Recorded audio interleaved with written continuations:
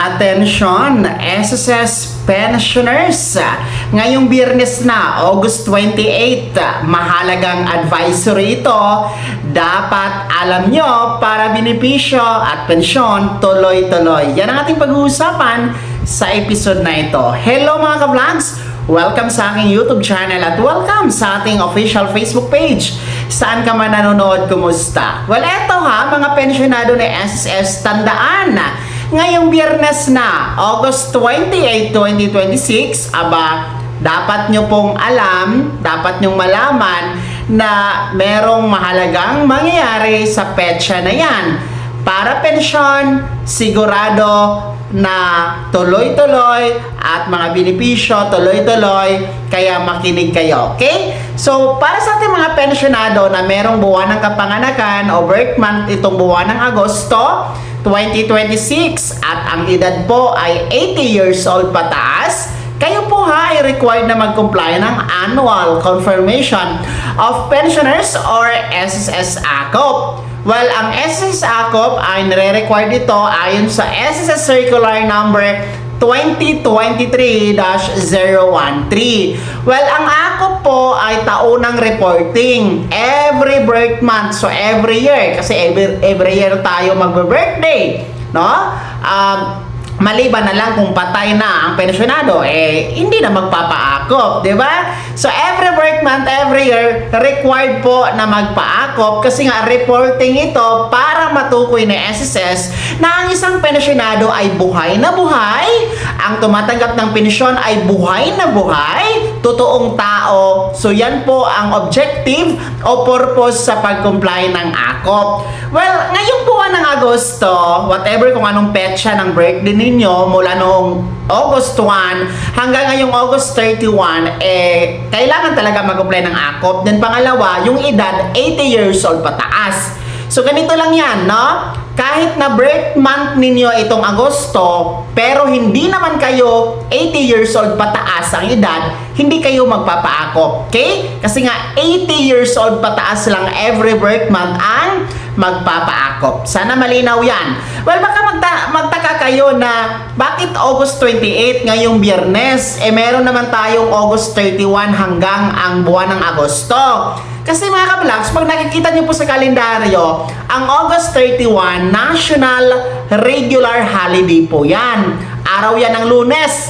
Yan po ay National Heroes Day. So, ibig sabihin, no, wala po, sarado po ang mga government offices, yung mga tanggapan ng gobyerno, sarado, kabilang po ang SSS.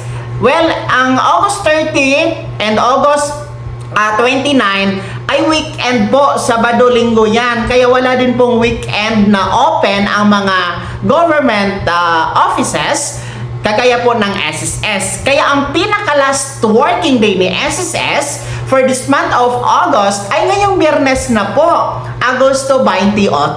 Kaya deadline po yan para mag-comply ng ACOP mga SSS pensioners. Well, paano nga ba mag-comply ng ACOP? Kasi ngayon, nasa araw ng Lunes pa tayo, August 24, 2026. Well, meron tayong tatlong pamamaraan sa pag-comply ng ACOP. Una, pwede kayo mag-walk-in, no? Pwede pa pong pumunta sa pinakamalapit na branch na SSS to comply your ACOP. Madali lang ang walk-in. Kung nadadaanan lang or accessible ang branch ni SSS, pwede po yan. In case po na ang isang pensionado ay bedridden o hindi na po pwedeng mag-travel sa SSS branch dahil bedridden or may sakit, pwede naman po magpasuyo ng authorized representative, anak, asawa o kapamilya, no?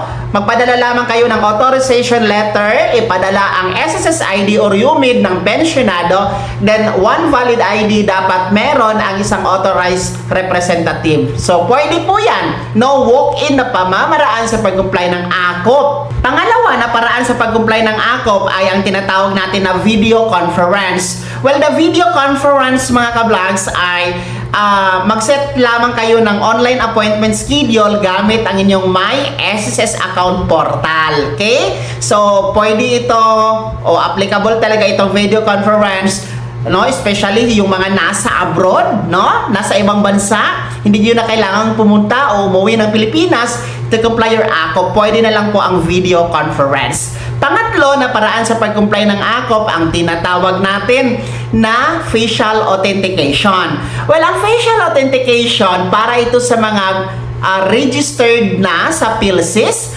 o di kaya meron ng national ID, mga ka-vlogs. Okay? So, ang facial authentication, mag-login lamang kayo sa website ni SSS, ang www.sss.gov.ph.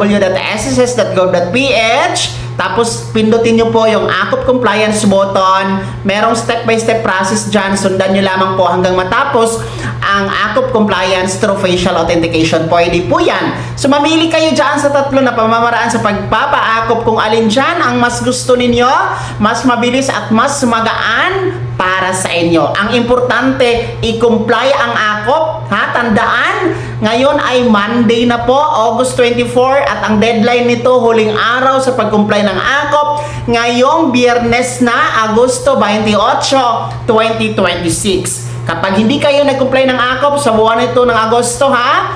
Mapuputol ang inyong pensyon, baka walang pensyon na matanggap sa Setyembre or Oktobre, no?